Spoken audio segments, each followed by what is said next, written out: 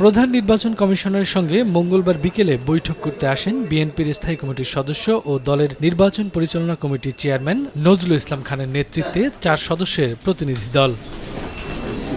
ঘণ্টাব্যাপী বৈঠক শেষে নজরুল ইসলাম খান জানান, নির্বাচনকালীন সময়ে নানা অসঙ্গতি নিয়ে আলোচনা হয়েছে। তুলে ধরা হয়েছে অন্য দলের শীর্ষ নেতাদের আচরণবিধি লঙ্ঘনের বিষয়টি। আমরা বিস্ময়ের সাথে লক্ষ্য করছি যে দেশের বেশ কিছু রাজনৈতিক দলের নেতৃবৃন্দ তারা কিন্তু নির্বাচনী প্রচারণা ক্রমাগত চালিয়ে যাচ্ছেন এবং তারা বিভিন্ন জায়গায় সমাবেশ করছেন, তাদের প্রতীকের পক্ষে ভোট চাচ্ছেন, তাদের পক্ষে ভোট চাচ্ছেন, এই কাজগুলো করছেন, কিন্তু এই নিয়ে নির্বাচন কমিশনের কোনো ব্যবস্থা গ্রহণের খবর আমাদের কাছে নাই।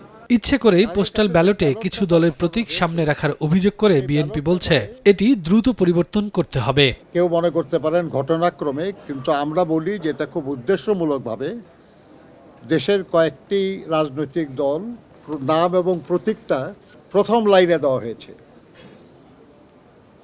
অথচ বিএনপির নাম এবং প্রতীক ঠিক মাঝখানে দেওয়া হয়েছে, যেটা ভাঁজ করলে কাগজটা এটা ভালো করে নজরেই পড়বে না। একটি দল ভোটারদের আইডি কার্ড ও মোবাইল নম্বর সংগ্রহ করে ভুয়া ভোটের চক্রান্ত করছে বলেও ইসিকে জানিয়েছে বিএনপি। শফিকুজ্জামান রুবেল, সময় সংবাদ, ঢাকা। বিতরণ করা হচ্ছে এবং